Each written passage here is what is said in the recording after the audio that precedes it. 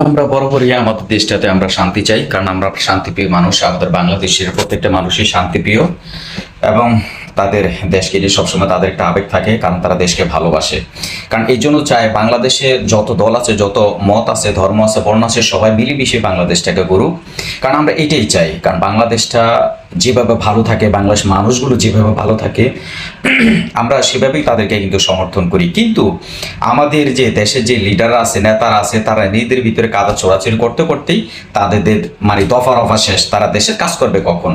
আমরা তাদের কাছে যেটা প্রত্যাশা করি তার বিপরীতে তারা কিন্তু সবসময় ঘটায়। সেটা হচ্ছে, কিছুদিন যাবত দেখতেছি তত্ত্বাবধায়ক সরকারের বর্তমান যারা আছে তারা কিন্তু ইলেকশন ঘোষণা করছে আগামী বছরের ফার্স্টের দিকে। কিন্তু বর্তমানে আমাদের দেশের কিছু কিছু নেতারা অন্য অন্য পার্টির যারা আছে তাদেরকে তারা হুমকি তুমকি দিতেছে যে ইলেকশনের সময় তারা ভোট দিয়ে তারা ঠিকমতো বাড়িতে পৌঁছতে পারবে কিনা, এটা তাদের সন্দেহ আছে। অর্থাৎ তারা এখন থেকে তার হুমকি দুমকি শুরু করেছে। আসলে দেখেন, আমরা শুধু দূরে থেকে থেকে শুধু শান্তি শান্তি শান্তি, দেশের জন্য শান্তি বা দেশের সুস্থতা এবং সমস্ত দিক থেকে দেশের নিরাপত্তা নিয়ে আমরা কিন্তু সবসময় বলি, কিন্তু আসলে যারা আমাদের দেশের যারা প্রতিনিধি আছেন ওরা কখনো চায় না সুস্থভাবে বাংলাদেশটা চলুক, সুস্থভাবে বাংলাদেশের রাজনীতি করুক, সুস্থভাবে আপনার একটা নাগরিক তার নিরাপত্তা সে নিতে পারে। এটা দেশের যে লিডার আছে ওরা নিজেরাই চায় না। আসলে বাংলাদেশ শান্তি কোত্থেকে আসবে? এই জন্য এখনই সময় সুযোগ এসেছে বাংলাদেশের প্রত্যেকটা মানুষকে জেগে থাকা এবং এই জেগে থেকে এই লোকগুলোকে পাহারা দেওয়ার।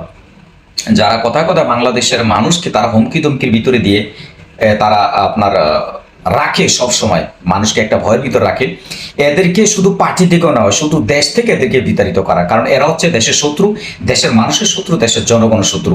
এদেরকে বাংলাদেশে এদের প্রয়োজন নাই। সবসময় বাংলাদেশ মানুষকে যারা হুমকি দেয় ওরা ক্ষমতায় গিয়ে বাংলাদেশের মানুষের কি কাজটাই করবে? ওরা ক্ষমতার বাইরে থেকে তারা সবসময় মানুষকে নিরাপত্তা থেকে দূরে সরিয়ে তাদেরকে সবসময় হুমকির মুখ রাখে। ওরা যখন ক্ষমতায় আবার আসবে, ক্ষমতার মস্তদে বসবে, তখন মানুষকে মানুষ মনে করবে না, ওরা বাড়ির পায়ের নিচে ফেলে তারা পিছিয়ে মেরে ফেলবে।